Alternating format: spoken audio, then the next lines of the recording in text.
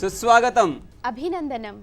भवतां ज्ञानपिपासां शमयितुं वार्तावली मन्दाकिनीं समादाय भवतां समीपे समागताः स्मः। भवतां स्नेहेन जिज्ञासाभिश्च वार्तावलीयं प्रतिदिनं पल्लविता पुष्पिता च। अहमस्मि ऋचा, मया सह विद्यते सञ्जयः। अद्यतन्यां वार्तावल्यां वयं ज्ञानभक्तिमनोरञ्जनानां त्रिवेणीं समादाय समुपस्थिताः स्मः। संस्कृतयोः त्रिवेणीयं काचित् गरीयसी प्रतिष्ठा अस्ति। सञ्जय, वाराणसी इत्यनयोः नद्योः सङ्गमस्थली वाराणसी वर्तते। अनया एव वाराणस्या पारे सहस्रं वर्षेभ्यः अस्माकं संस्कृतिः संस्कृतं च सुष्ठुतया सुरक्षिते। वाराणसी, या हि बनारस् नाम्नापि ज्ञायते। चलामः वाराणसीस्थ पाणिनीय कन्या गुरुकुलस्य छात्राभिः वयम् अद्यतनं सुभाषितं कर्णगोचरीकुर्मः।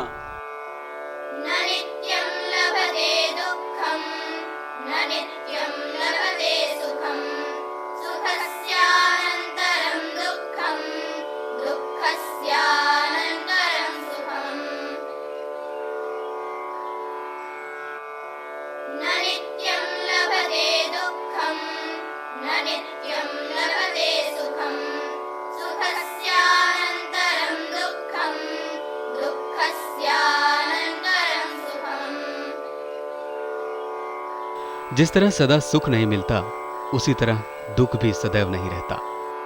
सुख के उपरांत अगर दुख मिलता है तो दुख के बाद सुख भी मिलेगा।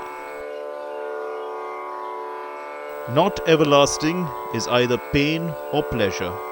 Pleasure follows pain, and pain follows pleasure. सत्यं, जीवनं नाम सुख दुःखमयम्। गीतायामपि भगवता उक्तमस्ति, दुःखेष्वनुद्विग्नमनाः सुखेषु विगतस्पृहः वीतराग भयक्रोधः स्थितधीर्मुनिरुच्यते। सुरभारती कविताहासेन महाकवि भासेनापि स्वप्नवासवदत्ते निगदितं चक्रारपङ्क्तिरिव गच्छति भाग्यपङ्क्तिः। सम्प्रति अस्मिन्नेव चक्रे प्रवाहि वार्तायाम् अग्रेसरामः दैशिक वैदेशिक वार्ताः प्रति।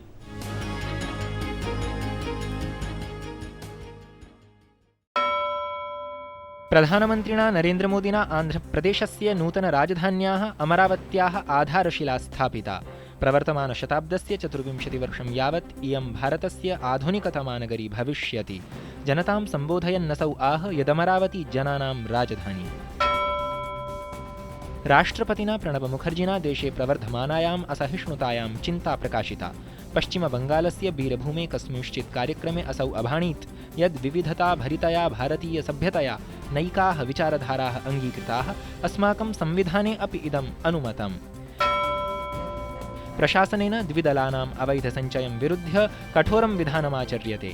5 राज्येषु सहसान्वीक्षणेन बृहन्मात्रायां सञ्चितं द्विदलदलमधिगृहीतम्। वित्तमन्त्री राष्ट्रियन्यायिकनियुक्त्यायोगविषये प्राभाषत यदुच्चतमन्यायालयस्य निर्णयेन भारतस्य संवैधानिकसंरचना उपेक्षिता।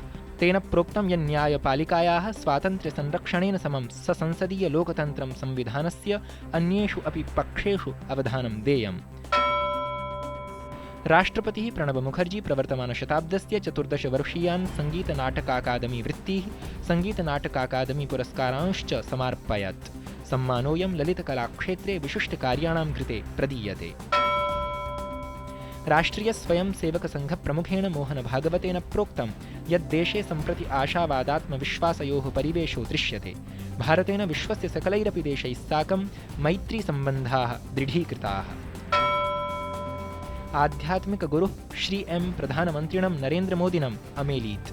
प्रधानमन्त्रिणा श्री एम् द्वारा प्रदत्ताः प्रेमशान्तिसौहार्दसन्देशाः प्रशंसिताः। श्रीमोदिना ट्विटर माध्यमेन कथितं यत् श्री एम् आध्यात्मिकशक्तिपुञ्जः गीताकुरानयोश्च पारङ्गतः। संयुक्तराष्ट्रसङ्घेन अन्ताराष्ट्रियव्यवसायं सरलीकर्तुं भारतस्य भूमिका प्रशंसिता। 19 देशेषु विहिते सर्वेक्षणे भारतं दक्षिणैशियायां सर्वाग्रगामी। क्रिकेट क्रीडकेन वीरेन्द्र सहवागेन अन्ताराष्ट्रिय क्रिकेटतः संन्यासस्य घोषणा कृता। अनया सह सहवागेन इंडियन प्रीमियर लीगतः अपि संन्यासोऽङ्गीकृतः। पारम्परिक हर्षोल्लासेन सह अशेषेऽपि देशे दुर्गापूजा दशहरा पर्वणि च समायोज्येताम्।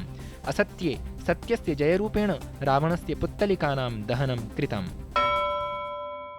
अस्माकं देशस्य महात्मना गौतमबुद्धेन सहनशीलतया तपसा च जीवनयापनस्य अष्टाङ्गमार्गपद्धतिः प्रदर्शिता, तथा च तस्य अनुयायिनः सम्पूर्णेऽपि विश्वे व्याप्ताः सन्ति। तर्हि मिलामः तस्य अनुयायिषु अन्यतमेन एस्टोनिया देशस्य बौद्धदर्शनविषयस्य विदुषा प्रोफेसर् मर्त् लेमिनेट्स् महोदयेन सह।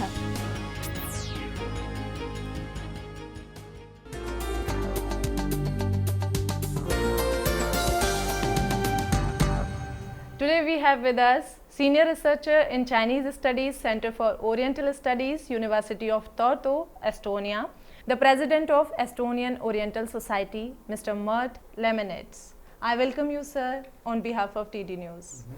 Namaste. Sir, you are familiar with both Estonian and Indian culture. What do you teach in Indian studies? In Indian studies at my university, I am teaching mainly the primary course of Sanskrit and sometimes some courses in Indian culture and history. I like most teaching Sanskrit because the Sanskrit sometimes it is called Sanskrit is the language of languages. It's a very ancient and very perfect language. Is all the potentiality which one language contains. There is present in Sanskrit. You are quite aware of Sanskrit literature. Among the branches of Sanskrit studies, what do you like the most? Because already quite long period, maybe some 30 years, the focus of my research and also the practice, I can say, is Buddhism.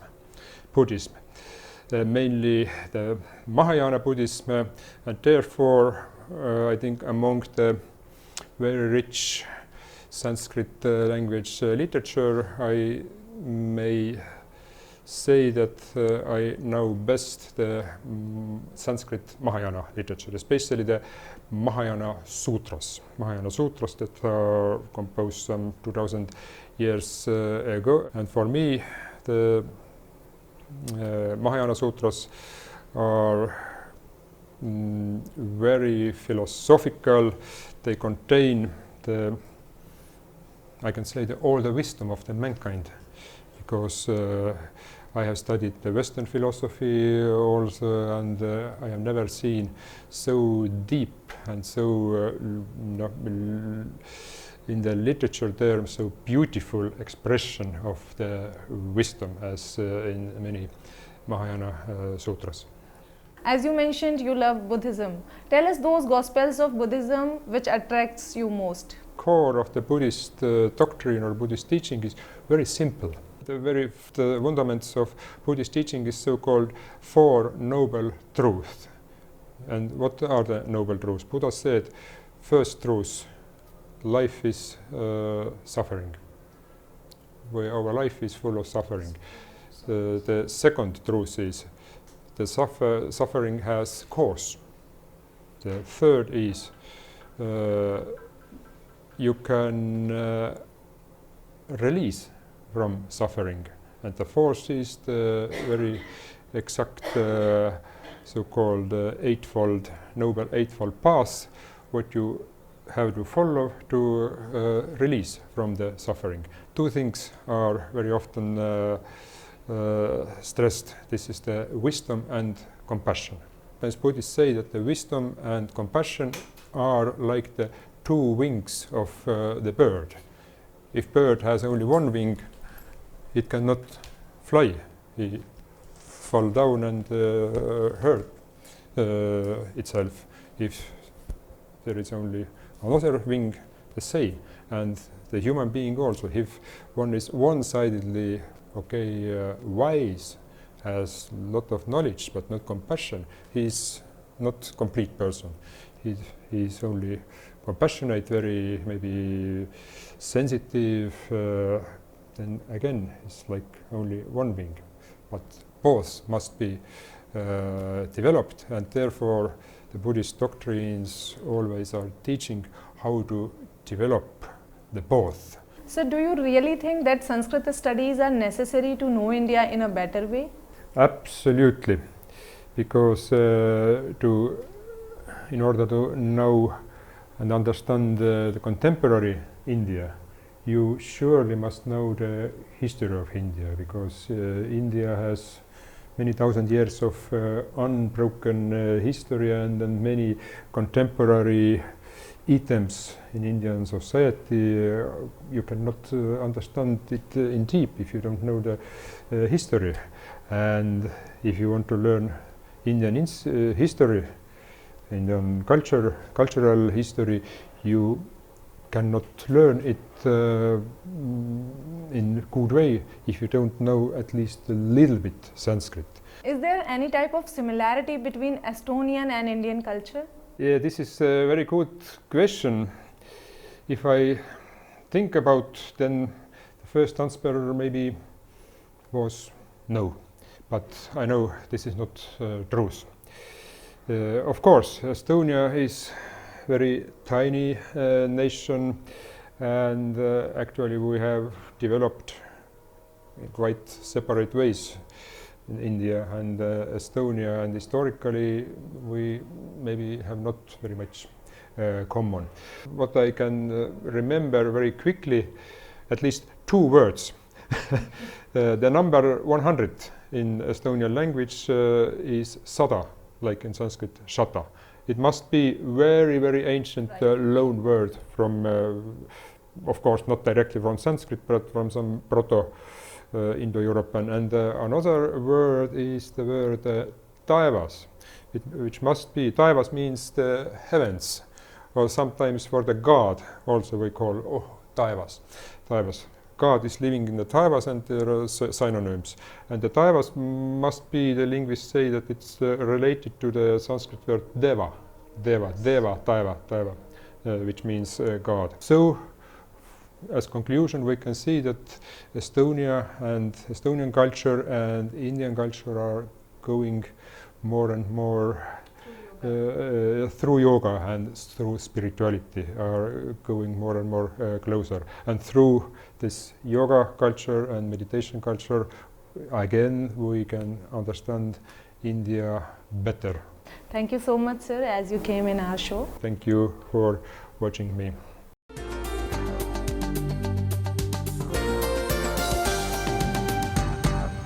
अपदीपो भव सत्यम अस्मिन् क्षणभङ्गुरे संसारे सर्वदुःखानां निवारणाय ज्ञानम् एव एकः मार्गः विद्यते ऋते ज्ञानान् न मुक्तिः। सत्यं ज्ञानस्य अधिगमनेन एव दस्युः अपि वाल्मीकिः ऋषित्वं कवित्वं च याति। चलामस्तावत् संस्कृतशिक्षणं प्रति यत्र लघु लघु वाक्यैः वाल्मीकिजीवनदर्शनं प्रदर्श्यते।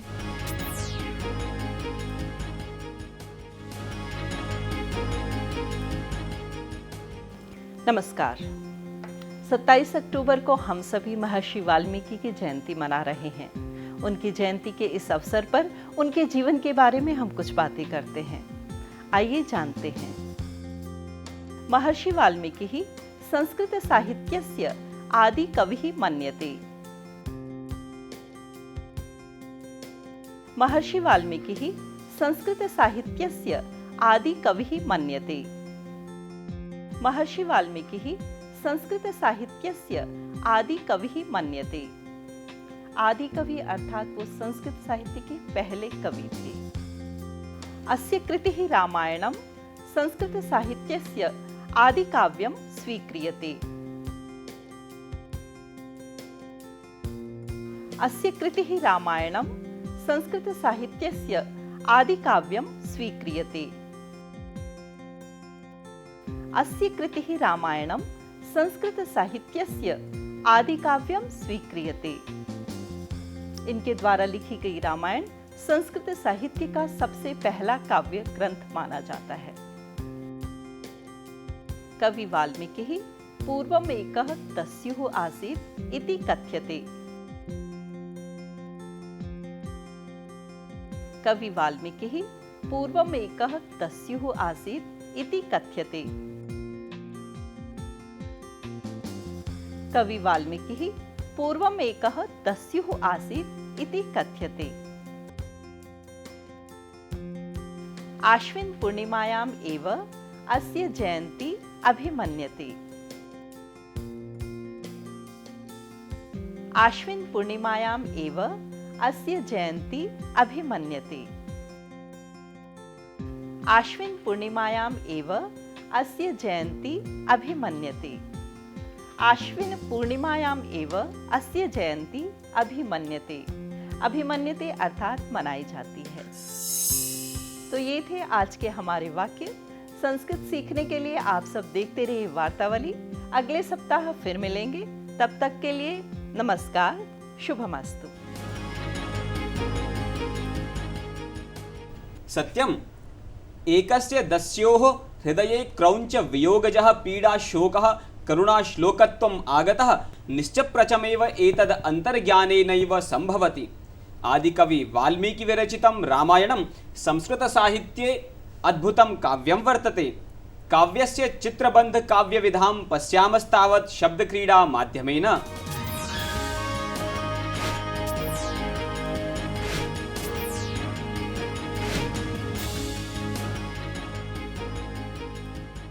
संस्कृत साहित्ये शब्दाधारिता क्रीडा यत्र तत्र दरीदृश्यते।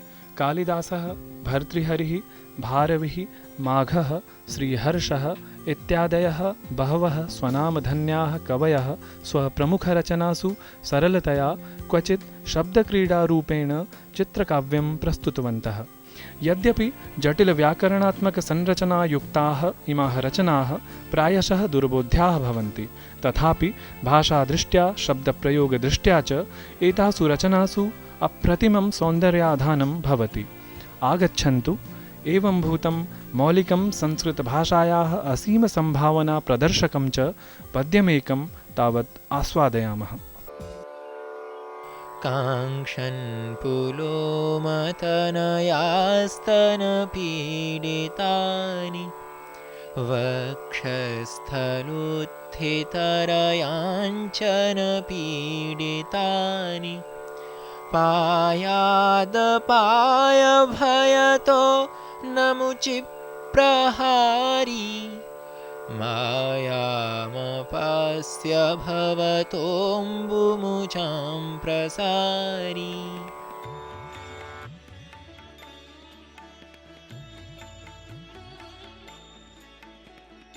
इस श्लोक के अक्षरों से ज्यामितीय आकृति बनती है, जैसे कि पहले और दूसरे पद का हर दूसरा अक्षर और तीसरे और चौथे पद का भी हर दूसरा अक्षर एक जैसे हैं। इस आकृति के प्रारूप को गौमूत्रिका भी कहते हैं, क्योंकि ये विचरण करती हुई गाय के गौमूत्र से निर्मित आकृति के समान है। ये श्लोक चित्रबंध काव्य कहलाते हैं।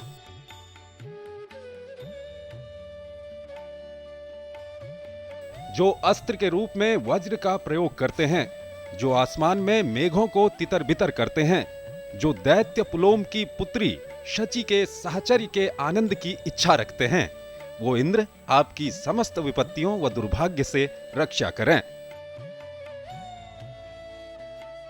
May Indra, who uses the thunderbolt as his weapon, who disperses the clouds in the sky, who desires to enjoy the pleasures of his consort Sachi, the daughter of the demon Puloma, may that Indra, having removed all illusions, protect you from the fear of all dangers and misfortunes.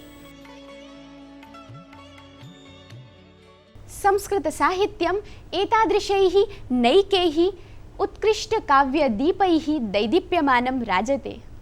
एहि दीपे ज्वलिते एहि सूर्ये शमिते। संजय, किं भवान् अपि स्पर्धा गीतानुवादार्थं प्रवृत्तः? आम्, न केवलम् अहम्, अपि तु देश-विदेशतः दर्शकाः अस्मभ्यं स्पर्धागीतानुवादान् प्रेषयन्तः सन्ति।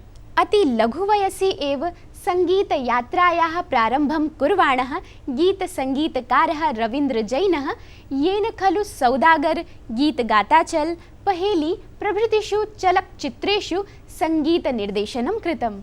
संगीतक्षेत्रे तस्य योगदानं स्मरन्तः स्मारयन्तश्च वयं पुनः प्रस्तुमः स्पर्धागीताय चितचोर चलच्चित्रस्य गीतमिदं जब दीप जले आना।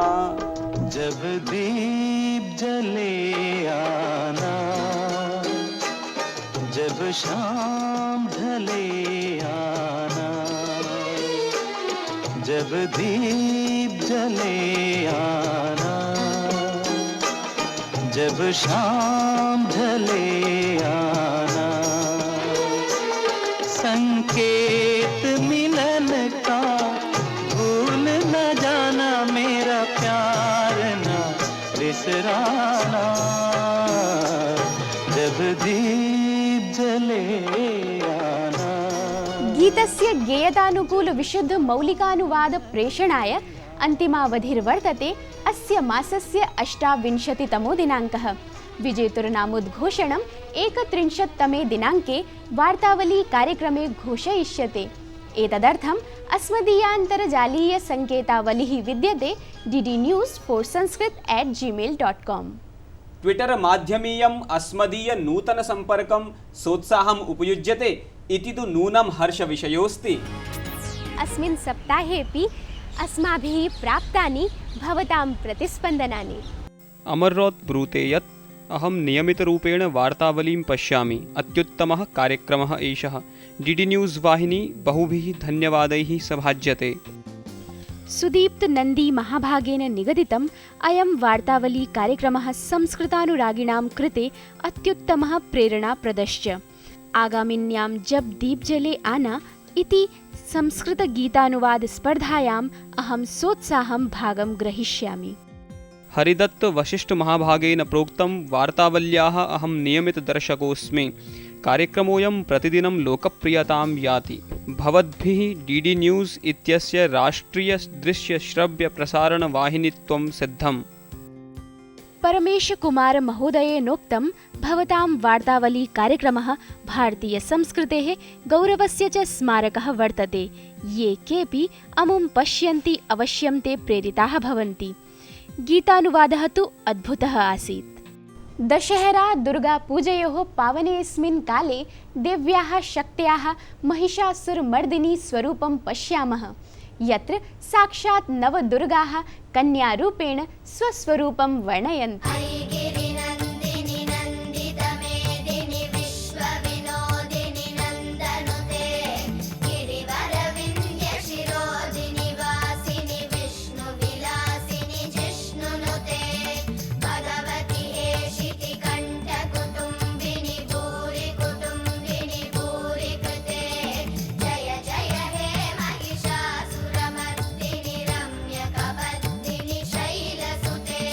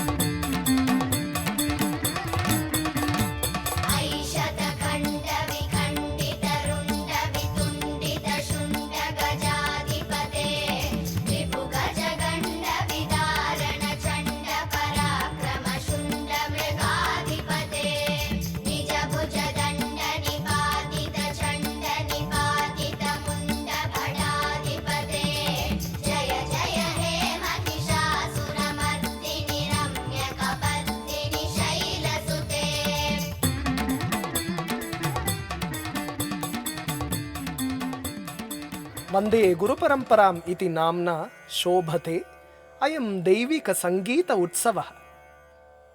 अयं गानस्तोत्रविषयः भाविकालशिशूनाम् एवं मनुष्याणां सर्वेषां कृते महत् उपकाराय भवेत्।